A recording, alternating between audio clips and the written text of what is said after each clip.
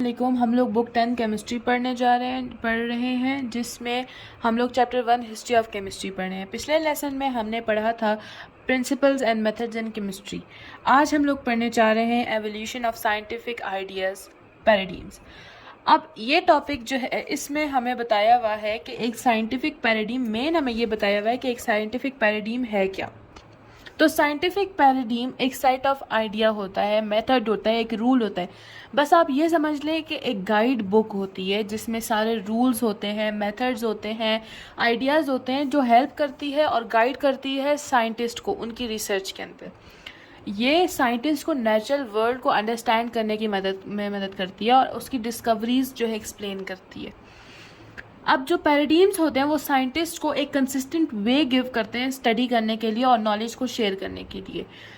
However, जब नया evidence एक एग्जिस्टिंग पैराडिम को चैलेंज करता है, यानी एक पैराडिम है, अब नया जो आया है वो उससे ज़्यादा बेटर है, तो वो जो है दोनों रिप्लेस हो जाएंगे। यानी पुराना वाला जो था वो हट जाएगा और जो नया वाला है जो बेटर है वो आ जाएगा। यानी पुराने वाले को नए वाले से या पुराने वाले को बेटर वाले से रिप्लेस किया जाएगा। अब ये यहाँ पर जो है पैराडिम्स की एग्जांपल है। एक फ्लॉजिस्टोन थ्योरी, सबसे पहले अर्ली 1700s में साइंटिस्ट ये बिलीव करते थे फ्लॉजिस्टोन थ्योरी है, यानी फ्लॉजिस्टोन थ्योरी जो है उसके अंदर बिलीव करते ताकि वो बर्निंग यानी कंबशन को और रस्टिंग को जो है एक्सप्लेन कर सके। अब इस आइडियाज़ में इसमें ये बताया गया था, यानी कंबशन जो होती है, जो मटेरियल्स बर्न हो सकते हैं, उनमें एक सब्सटेंस होता था फ्लोजिस्टोन, ठीक है, जो बर्निंग के दौरान रिलीज होता था। इस वजह से एक जो मटेरियल है उसकी बर्निंग होती थी।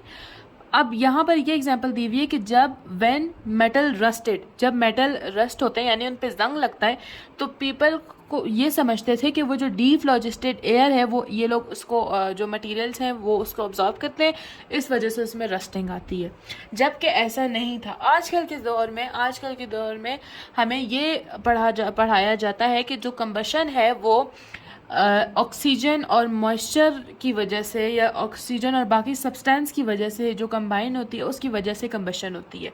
ठीक है, हमने क्लास 9th में पढ़ा है, ठीक है, कि कंबशन जो है वो तब होती है जब ऑक्सीजन और जो बाकी कोई सब्सटेंसेस हैं वो जब मिलते हैं तब कंबशन होती है हमारे पास। लेकिन अर्ली 1700s में हमें साइंटिस्ट जो है वो ये बिलीव करते थे कि जो कंबशन होती है वो एक सब्सटेंस में फ्लोजिस्टोन नाम का सब्सटेंस जो है वो प्रोड्यूस होता था, इस वजह से बर्निंग होती थी। लेकिन बाद में एंटोइन लिवोइजर ने उसने ये प्रूफ कर लिया कि कंबशन फ्लोजिस्टोन की वजह से नहीं, बल्कि ऑक्सीजन जो है वो बाकी सब्सटेंसेस के साथ कंबाइन होती है, इसकी वजह से होता है। ठीक है, इसके वर्क ने एक इंट्रोड्यूस किया एक न्यू वे ऑफ थिंकिंग, एक केमिकल रिएक्शन की न्यू वे ऑफ थिंकिंग बताई गई, और इसने जो है ऑक्सीडेशन एंड रिडक्शन का जो मॉडर्न कंसेप्ट है या उस तरह के बाकी ये कॉन्सेप्ट हैं वो भी इसने ईजाद किए, डिस्कवर किए। अब जैसे हमने ऊपर पढ़ा था कि it may be replaced with a better one, ठीक है। अब ये वाला जो था, ये जो हमारा था, ये एक बेटर पैराडिम था, ठीक है। इससे ये ओल्ड पैराडिम था, ये उससे बेटर वन था, तो इस वजह से ये रिप्लेस हो गया और इसकी जगह बेटर वन आ गया। फिर हमारे पास आए थे हिस्टोरिकल मॉडल्स ऑफ एटम, ठीक है। हमने पढ़ा होगा रदरफोर्ड एटॉमिक थ्योरी और बोहर मॉडल, ये सारा हमने पढ़ा था। तो ये भी एक पैराडिम्स थे जो बेटर उसके बाद जो बेटर आते गए, बेटर वर्क आता गया, उससे वो रिप्लेस होते गए। सबसे पहले हिस्टोरिकल मॉडल में हमारे पास प्लम पुडिंग मॉडल था, 1904 में डिस्कवर किया गया था। जे थॉमसन ने ये सजेस्ट किया था कि एटम्स एक पुडिंग की तरह, ठीक है, एटम जो होता है जिसमें प्रोटॉन, न्यूट्रॉन, इलेक्ट्रॉन होता है, वो एक पुडिंग की तरह है जिसमें नेगेटिवली चार्ज इलेक्ट्रॉन्स है प्लम्स की तरह, और वो पॉजिटिवली चार्ज सूप के अंदर स्कैटर कर रहे हैं। यानी एक पॉजिटिवली चार्ज जो प्रोटॉन्स हैं उनका सूप है, उसके अंदर प्लम जो है जो नेगेटिवली चार्ज इलेक्ट्रॉन है वो स्कैटर किए हुए हैं, और इसको और एटम को जो है उन्होंने प्लम पुडिंग मॉडल नाम दे दिया। इसके बाद एक बेटर डिस्कवरी आई जिसमें बताया गया कि जो रदरफोर्ड ने बताया 1911 में, अर्नेस्ट रदरफोर्ड, अब उसने क्या किया था, एक गोल्ड फॉइल ली थी और वहाँ से जो है वो बहुत से अल्फा पार्टिकल्स बॉम्बार्ड किए थे, ठीक है। बहुत सारे इलेक्ट्रॉन्स बॉम्बार्ड किए थे, ठीक है। और उससे ये हमें पता चला था कि जो एटम है उनमें एक small dense positively charge centre है न्यूक्लियस है, जिसके साथ जो है वो इलेक्ट्रॉन जो है वो रिवॉल्व कर रहे हैं। फिर उसके बाद आया था हमारे पास Bohr model and quantum model. इसमें बोहर मॉडल में हमें एनर्जी लेवल्स का बताया गया था और एंगुलर मोमेंटम का बताया गया था। ये अब इसमें कोई डिफेक्ट थे, इस वजह से रदरफोर्ड मॉडल आया। फिर रदरफोर्ड में कोई डिफेक्ट्स थे, जैसे ऑब्जर्व्ड स्पेक्ट्रम जो था उसका डिफेक्ट था, कुछ डिफेक्ट थे, जिसकी वजह से फिर बोहर ने अपना मॉडल इंट्रोड्यूस करवाया था, जिसमें उसने जो ऑर्बिट्स हैं, इलेक्ट्रॉन्स के ऑर्बिट्स हैं, उनको एनर्जी लेवल करार दिया था। फिर बोहर ने एनर्जी लेवल्स कर दिया और क्वांटम मैकेनिक्स भी इसमें इंट्रोड्यूस की गई।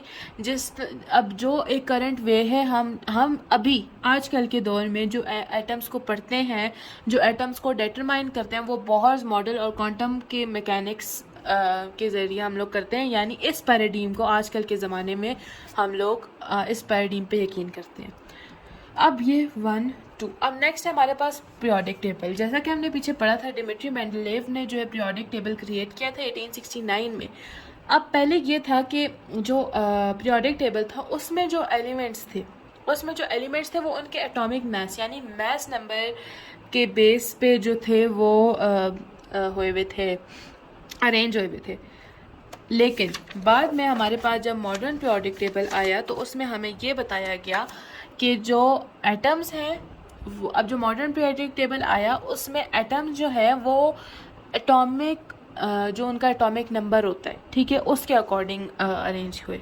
अब जो मॉडर्न पीरियोडिक टेबल था उसमें बेसिक जो था वो ये था कि एटम जो है अपने एटॉमिक नंबर पे और जो इलेक्ट्रॉनिक कन्फिगरेशन है उसकी बेसिस पे अरेंज हुए हैं, जो हम लोग अभी भी पढ़ते हैं। हम इलेक्ट्रॉनिक कन्फिगरेशन पढ़ते हैं, बहुत से एटम्स के एटॉमिक नंबर पढ़ते हैं। हमने ये भी पढ़ा है कि जो पीरियोडिक टेबल है उसमें एटॉमिक नंबर के अकॉर्डिंग ही एलिमेंट्स अरेंज हुए हैं।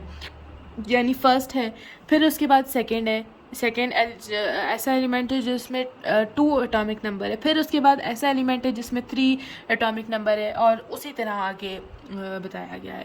अब ये जो मॉडर्न वर्जन था ये एक्सप्लेन करता था कि एलिमेंट्स में सिमिलर केमिकल प्रॉपर्टीज़ क्यों हैं रेगुलर इंटरवल्स पे, और हमें ये अंडरस्टैंड करवाता था कि एक रिएक्शन में उन एलिमेंट्स का बिहेवियर ये बिहेवियर क्यों हो रहा है, या ये बिहेवियर कैसा और क्यों हो रहा है। तो ये हमारा टॉपिक था। Thank you. नॉलेज हब को सब्सक्राइब करें, लाइक करें, एंड हो सकता है तो ज़्यादा से ज़्यादा शेयर करें।